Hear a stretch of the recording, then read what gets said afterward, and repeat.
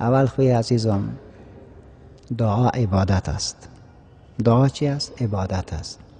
و در عبادت تمسک باید شود به سنت.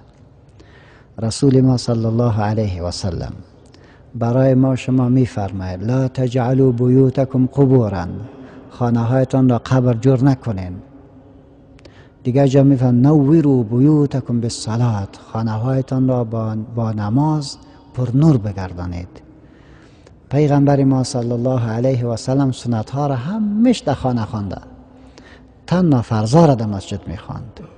سلام که دور می داد به طرف مردم روی خود می گشتان و می گفت که اللهم انت السلام الله اکبر، استغفر الله استغفر الله استغفر الله، اللهم انت السلام و منك السلام تبارکت یا ذا الجلال والاکرام، اللهم لا مانع لما اعطیت ولا معطي لما منعت ولا ينفع ذا الجد منك الجد، اشهد ان لا اله الا الله وحده لا شريك له له الملك و له الحمد و هو على كل شيء قدیر. دیگه جا می فرمه که بهترین دعا بعد از نماز مکتوب است. بعد از نماز مکتوبه است. امام دهلوی رحمت الله علیه او یک بحث بسیار جالب سرزی دارد و یکی از بزرگترین ائمه احناف است. او میگوید که بهترین است که شما بعد از نماز فرض دعا بکنید. دقیق شدین؟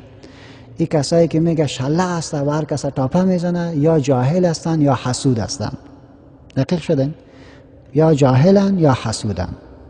بنان ایت نمیشود که هر حرکتی را که رواج را بشکنانی، مردم را توجیه بدی، باز تو وابی میشی. صحیح شده؟ این عجیب تاپه است. هر کس را بگو صحیح برو، با در جان تاپه میزنه. غلطی نکو، در جان تاپه میزنه. شرک نبیاد، در جان تاپه میزنه. بدعت نکو، در جان تاپه میزنه. این انحراف است استاد و این غلط است. تو برش بگو که قصود هستی، تو یک بار انحراف خود در نظر بگی. این دعا رو بیخی بخشیده. زیش نیقه گفت مهم نیست، ولی جناب علی بگو علیه شرک، علیه خرافات، علیه بدعت باید مبارزه بکنی و باید آواز بلند بکنی. این جناب علی خو همتو بگو تو یک دفعه گفتی که جنده بالا میشه چی میشه؟ شما از زبانشان مشنوین. مردم خود بیخشان نکندن. پس خرافات است. این رو نمیتونیم بپذیریم. هر کس که حق گفت بهترین تاپه پیدا شده در جانش بزن. الله هم شما را نگاه بکند. سبحانك اللهم و بحمدک استغفر الله.